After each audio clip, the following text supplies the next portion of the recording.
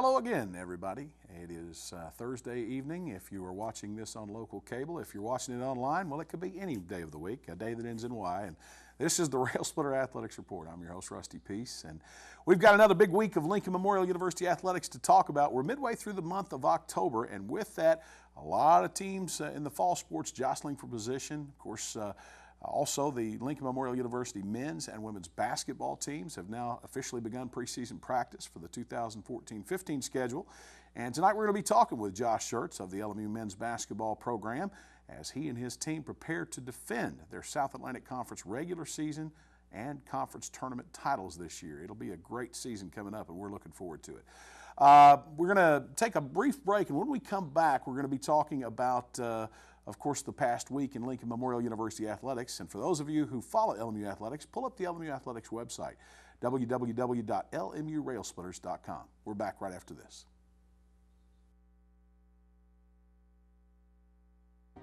And we need your help. It's happening on college campuses, at bars, at parties, even in high schools.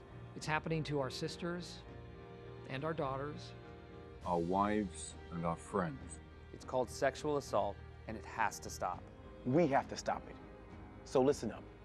If she doesn't consent, or if she can't consent, it's rape, it's assault.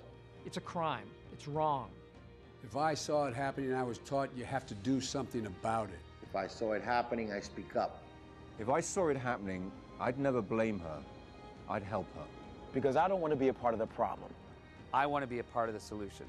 We need all of you to be part of the solution. This is about respect. It's about responsibility. It's up to all of us to put an end to sexual assault. And that starts with you. Because one is too many.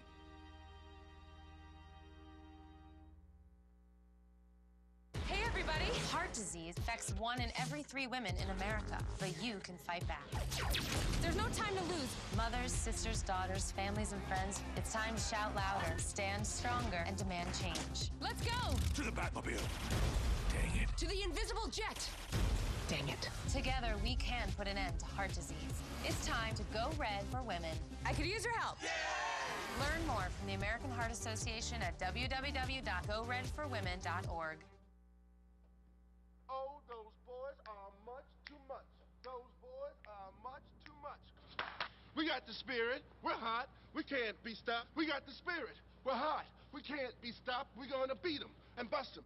The smallest moments can have the biggest impact on a child's life. Let's get a little bit rowdy. R-O-W-D-Y. Take time to be a dad today. Call or visit fatherhood.gov to learn more. Welcome back to the Railsplitter Athletics Report, and again we get started. Playing in a rare Thursday evening match that was originally to have been played a week ago Wednesday evening, the Lincoln Memorial University women's soccer team got last week's action started when they traveled to Jefferson City, Tennessee to take on in-state arch rival Carson-Newman University in a key late season South Atlantic Conference match. It was a match that almost went sour very quickly for the once beaten Lady Railsplitters, and Carson-Newman's Sydney Edwards put the Eagles on top 1-0 when she scored on a header off of teammate Gabriella Janicelli's cross in the 20th minute of the match. The Eagles carried that lead throughout the remainder of the half and into the second half until LMU's Fernanda Miasi scored the first of her 3 goals on the afternoon when the keeper charged the ball in the box and Miasi flicked it past her and into the frame in the 49th minute. Tied 1-1 less than 20 minutes later, Miasi again found the back of the net when she struck a ball from approximately 25 yards out and placed it over the keeper to give the Lady Railsplitters a 2-1 lead in the 67th minute. The lead was short-lived, however, as less than 3 minutes later, the Eagles' Michaela Gregg scored for the second time this season on a penalty kick following an LMU foul in the box, which tied the match at 2-2. Only seconds later, the Eagles took the lead again, this time on a goal by Helen Seed with help from teammate Gabriella Janicelli. Trailing 3-2 and with their backs to the wall, LMU's offensive attack struck again and struck quickly when senior midfielder Nicole McKinney scored for the second time this season with less than a minute 15 later to even the match at 3 apiece. Both LMU and Carson-Newman played to a stalemate throughout the remainder of regulation and eventually went to overtime. After neither team could decide the issue in the first extra period, the match went into a final overtime, and it looked as though things would end in a tie until the Lady Railsplitters Miachi again rung the bell to complete the hat trick on the evening with help from midfield teammate Katie Soule in the 109th minute. The goal clipped the wings of the Eagles, and LMU escaped Jefferson City with a narrow 4-3 win over Carson Newman. Saturday, the LMU women moved over to Charlotte, North Carolina, where they took on second-year SAC member Queens University in a mid-October conference matchup. And despite playing 90 minutes of regulation and two 10-minute overtime periods for the total of 110 minutes on the field, neither team could hit the back of the net with a goal and thus ended in a 0-0 tie. On Tuesday, however, the Lady Railsplitters were supposed to play at home in a regional matchup against the Pacers of the University of South Carolina-Aiken. That match, unfortunately, was canceled due to large amounts of rain that we received this week in the tri-state area that are, by the way, still going on. And according to officials with the LMU Athletics Department, it will not be rescheduled due to a lack of time over the next several weeks to play the match. Now 7-2-1 overall and 5-1-1 in league play, the Lady Railsplitters return to the pitch this Saturday when they host South Atlantic Conference opponent Anderson University at 1 p.m. at the LMU Soccer Complex. The match is a twin bill with the LMU men, who will be getting underway at 3:30 against the Trojans. And speaking of the LMU men's soccer team, they also traveled over to Jefferson City on Thursday evening and squared off against the Eagles in an odd exchange where the Carson Newman keeper was actually called for a foul in the 43rd minute of the first half. LMU was afforded a penalty kick at the opposite end of the field, and with a little indirect justice, Railsplitter goalkeeper Marcel Barvanitz was called upon to take the shot. Barvanitz, who spends most of his time while on the field in frame, placed the shot perfectly past the keeper and lifted the Railsplitters to a 1-0 lead in the 43rd minute. The goal was Barvanitz's second of the season, and after carrying the lead throughout the intermission, Carson Newman wasted no time in tying the bout a little more than 10 minutes into the second half when Yao Pedro Dowsley scored on a pass by teammate Marius Stalby. The match remained tied until 8 minutes later when LMU's Pedro Villa scored unassisted off of a shot that was deflected by Carson Newman's player. The strike again put the Railsplitters on top 2-1, and the LMU men held the Eagles until Sindre Wheelo again evened the match at 2-2 on a shot inside the 18 that was assisted by teammate Dominic Gronwald in the 69th minute. Despite nearly 21 minutes of regulation play and 2 overtime periods, neither team was able to break the stalemate, and thus Lincoln Memorial and Carson Newman ended their only regular season meeting in a 2-all push. On Saturday, the Railsplitters traveled to Charlotte, North Carolina to take on the Royals of Queens University. The match proved to be a defensive struggle throughout, with the only offense coming in the 62nd minute when LMU sophomore George Burns scored on a pass from teammate Inka Lawal following a deflected shot. The goal proved to be the game winner for the Railsplitters, who improved to 6-3-2 overall and 3-2-2 in the SAC, including this week's efforts as they now prepare for the weekend's rumble with the Trojans of Anderson University, and that'll be right here in Harrogate at the LMU Soccer Complex. Again, as we said earlier, that gets underway at 3:30. Moving right along to volleyball. Friday evening, the Lincoln Memorial University volleyball team traveled down to Newberry, South Carolina to take on the Wolves of Newberry College. The LMU women had hopes of bouncing back from last week's 3-0 loss to Carson Newman at home in the Mary E. Mars Gymnasium. From the opening set of the match, Jenny Michaels' club was issued an example statement by the Wolves that if they were to leave Newberry with a win, it wasn't going to come easy. LMU dropped the opening set 26-24 before capturing a convincing 25-15 win in set 2. The Wolves again bit the Lady Railsplitters in the third set by handing them a 25-19 loss. But Michaels' club dug in and fought back as they in set 4 as they won a 25-21 decision. In the end, it came down to who wanted the match more and who got the breaks. The LMU women took the upper hand early in the set, in set 5, and the bite was taken out of the Wolves with a 15-8 decision to secure the 3-2 come-from-behind victory. And then on Saturday, the Lady Railsplitters moved up the road a bit to Anderson, South Carolina to take on the Trojans of Anderson University. As was the case in Friday evening's match, the LMU women lost the opening set to Anderson, but this time got steamrolled 25-12. The loss woke the Lady Railsplitters up enough to battle back to a 25-23 victory in the second set, but again, just as Friday's match against the Wolves went, so did set 3 with the Trojans when Anderson took a 2-1 lead with a 25-19 decision. Facing their second loss in the past 4 outings, Michael and her squad put together a gritty 25-21 win in the fourth set to push the match to a 5th stanza. But in the end, this time, it was the LMU women that were dealt the fatal wound as the Trojans defeated and defended their home floor with a 15-8 win and a 3-2 decision on the night. Now, Tuesday evening, the Lady Railsplitters played the final match of a brutal 3-game road swing when they traveled over to Greenville, Tennessee to make the turn on the South Atlantic Conference schedule against the Pioneers of Tusculum College. From the opening set, it was clear that the LMU women had come to Greenville to issue some payback for their September 23rd loss to Tusculum in Harrogate, and that payback is just what they gave. LMU uncorked a 3-0 shutout of Michael Robinson's club, winning 25-20, 25-17, and 27-25 and 25-17 to split the home and away series with the Pioneers and to improve to 11-9 overall and 7-5 in the South Atlantic Conference. This Friday and Saturday, the LMU women return to the home floor of the Mary E. Mars Gymnasium to play host to the Indians of Catawba College and the Royals of Queens University. Friday evening's match with Catawba gets underway at 7 p.m., while Saturday's match with Queens is slated for a 2 o'clock start.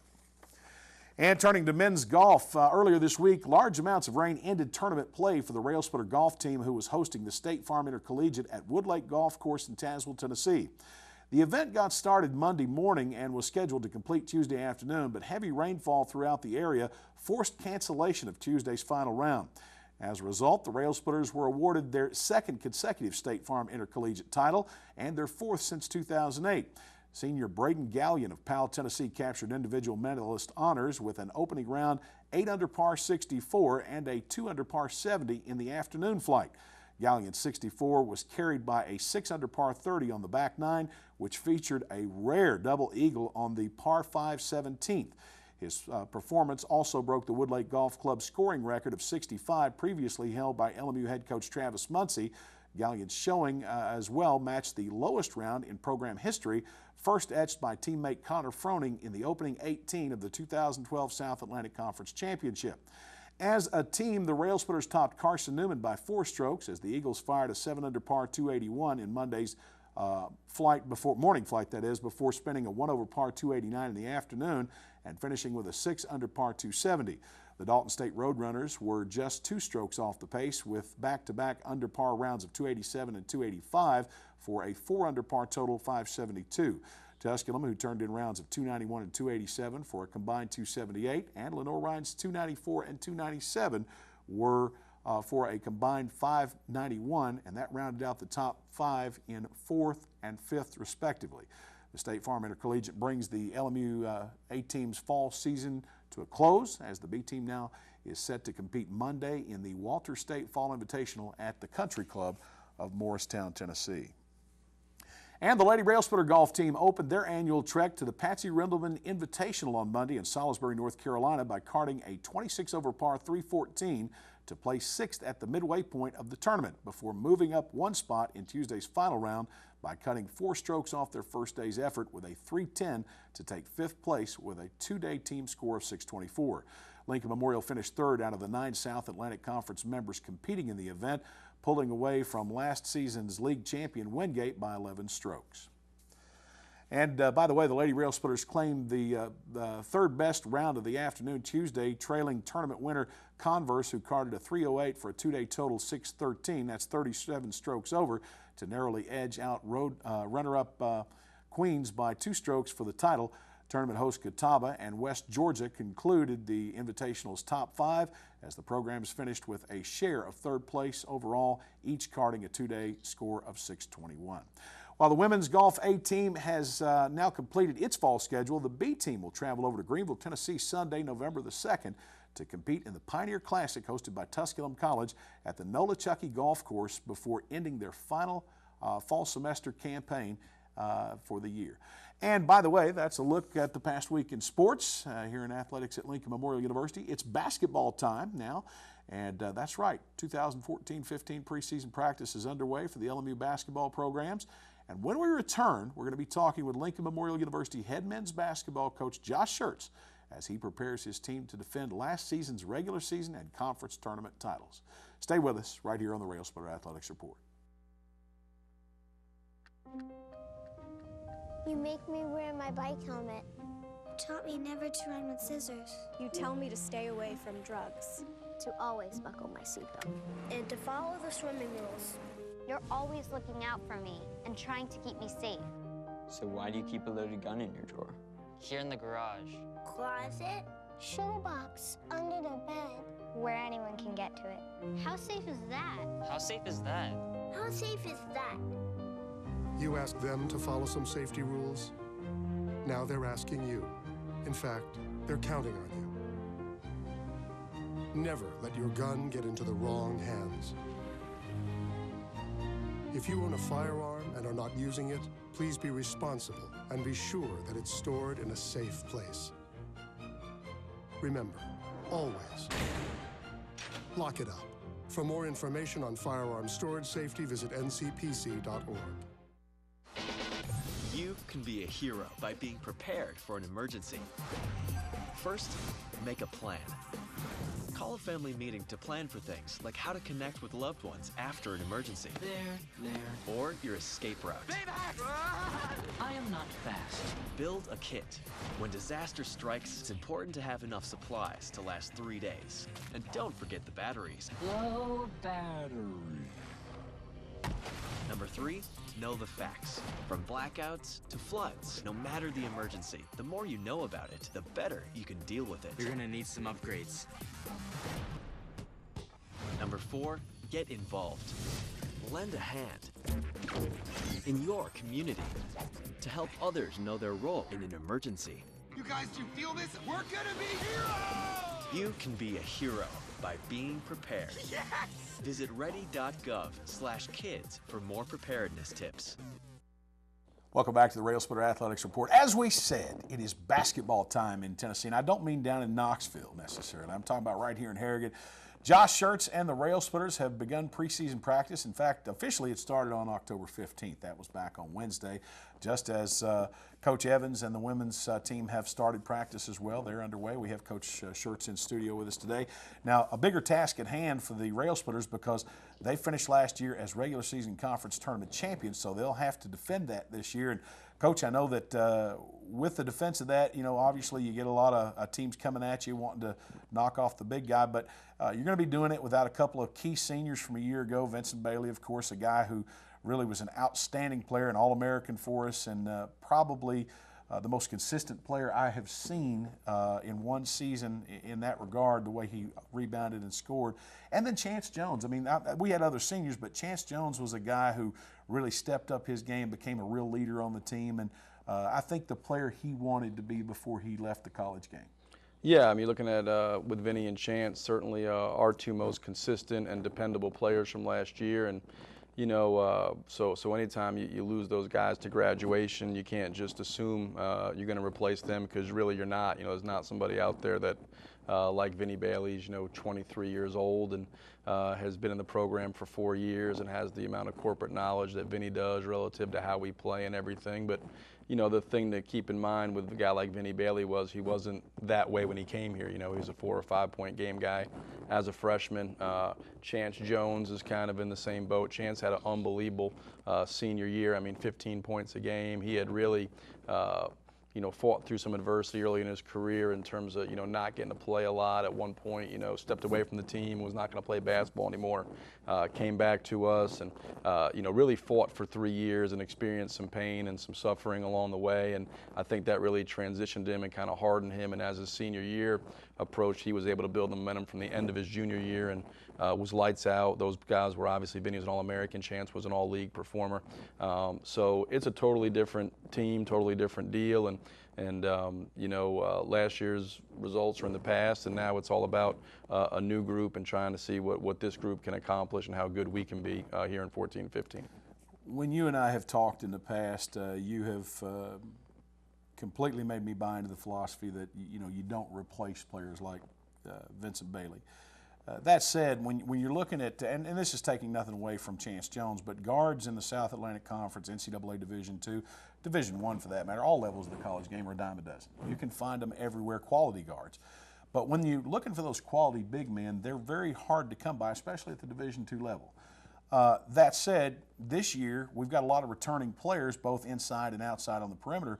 But I noticed that you've gone with a very big stable of players, 20, 22 players approximately right now on the roster, of which a lot of those are going to redshirt. But, you know, there's not one person who's going to make up Vincent Bailey's 20-plus points a game or his 10 rebounds a game. It's going to be probably a group of people. It will be. You know, obviously we got 3 guys back that averaged double-figure minutes last year that probably you would say weren't consistent enough or disciplined enough to play more than that. You know, Keenan Peterson was a 17-minute-a-game guy. Curtis McMillan was 18. Paul Woodson was 11. So they have experience. Now, can they be more dependable? Can they be more responsible? Can they be more disciplined so they can absorb more minutes and kind of fill and become the best version of themselves? Because it's not going to be the way it was last year, because none of those guys are the post presence that Vincent Bailey was, you know, the physical post presence. Just like if you were to take what we were, we lost DeMario. Nobody's been DeMario since DeMario left. And I don't think we'll have another Vinny inside of our program right now. It doesn't mean you can't still accomplish great things, or this team can't be as good or better than last year's team, but we got a long way to go relative to the guys proving and being more dependable and being more consistent in their performance. What I do think we have this year that we didn't have last year is more depth in the post. We have more good players. Last year we only dressed 4 bigs. This year we'll dress, you know, we can dress as many as 5. We could dress 7, but we won't. But we'll dress probably 5 legitimate big men, and I feel like all 5 are capable of playing. It will be maybe more of a committee, almost if things go well, more like the team in 2012-13 that was, or 2011-12 that was #1 in the country that we lost to Mario after the 2011 season. That team had, I think, 8 guys averaging between 8 points and 10.9 points a game. No standout superstar, but a really good team by committee. Coach, I got to ask you, I shot this personally on Wednesday, but I got to ask, is everybody's practice uniform in right now? I've seen some different colors out there. Didn't know if we had any new game unis this year. No, you know, the practice gear was an issue. It'll be in. We hope by this week sometime, and so that's the hope. Obviously, a little bit of a mix-up there with the guy, and so where we have some old practice gear from last year, and obviously wear your own shorts. So as you can see by Dorian's pink shorts on there. So I'll be looking forward to the practice gear gets in, just so I don't have to look at Dorian's wardrobe moving forward. So. Well, if that's the least thing you got to worry about as head coach, we've got it made. Yeah. Coach, obviously with so many players, you know, you've got some guys who are coming off red shirt there. You see in the red shoes back there, that's Dawood Fisher-Grace. He's going to be a red shirt freshman this year, but you're going to be red shirting a large group of these probably, and that's a good problem to have when you've got that many players to choose from. It is, you know, if you have depth, you know, Dawood Fisher-Grace redshirted. What we have is you have Dawood Fisher-Grace who redshirted last year. You got Jarrell Simmons who transferred from Brevard who redshirted last year. You got 8 guys back who played significant minutes, double-figure minutes last year. Outside of Lorenzo, none of them were 30-minute-a-game guys or even 20-minute-a-game guys. But so you got 10 guys there, and I think you'll have at least one of the freshmen coming in and playing. But the ability to redshirt guys to replace 18 with 23 years old, to gain that corporate knowledge, not to play guys before they're ready, I think is a huge advantage if we can continue to sign guys that we think and develop guys that are ready when opportunities arise. Well, clearly, we have had tremendous amounts of success over the recent years under your guidance at the helm of the LMU program. What do you see the biggest hurdles this year for your team in preparing for the 2014-15 season? Just gaining that consistency and that dependability. You know, last year's team was unbelievably disciplined on both ends of the floor. They were tremendous at execution. When you look at Chance Jones and Vincent Bailey and how good they were in pick and roll coverage, how good they were conceptually on both ends of the floor, will we have guys that are consistent enough and dependable enough? The only guy that's had to really be a primary guy for us that's back is Lorenzo. So how do these guys evolve? How do they step up? And can we, from an identity standpoint, have that nastiness on the defensive side of the ball, on the rebounding end of the floor that last year's team and the previous teams have had? We got to kind of go to work and really work to develop that identity, because that's what it's going to take for us to be successful. Coach, we got less than 30 seconds. What do you see the rest of the league being like this year? I think it'll be different. You know, we lost a bunch of really, every team has questions to answer. Probably the team with the fewest questions would be Newberry, but us, Carson Newman, Anderson, all lost some great players. It'll be wide open, and look forward to it. Should be a great race. All right. Well, Coach, I want to again wish you the best of luck in the upcoming season. We will be talking with you a lot in the next few weeks, and of course we'll be on the road with the Railsplitters as well as home. through the LMU Sports Network. And again, good luck to you and your team, and we'll hopefully be in the winner's circle again at the end of the year. Appreciate it, Russ. See you soon. All right, Josh Schertz of the Railsplitters in preseason practice, their first game in early November. We're going to take a break, and we'll be back right here on the Railsplitter Athletics Report. Here's to the things that can keep us safe. Those we use all the time with hardly a thought. Those that are silently standing by to save our lives. And now, those that we carry with us everywhere we go. Many mobile devices will now bring you wireless emergency alerts, real-time information directly from local sources you know and trust. With the unique sound and vibration, you'll be in the know wherever you are.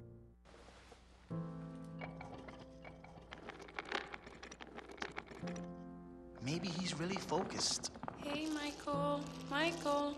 Maybe he likes spinning the wheels. Maybe he just loves trucks. Maybe he's just being a boy.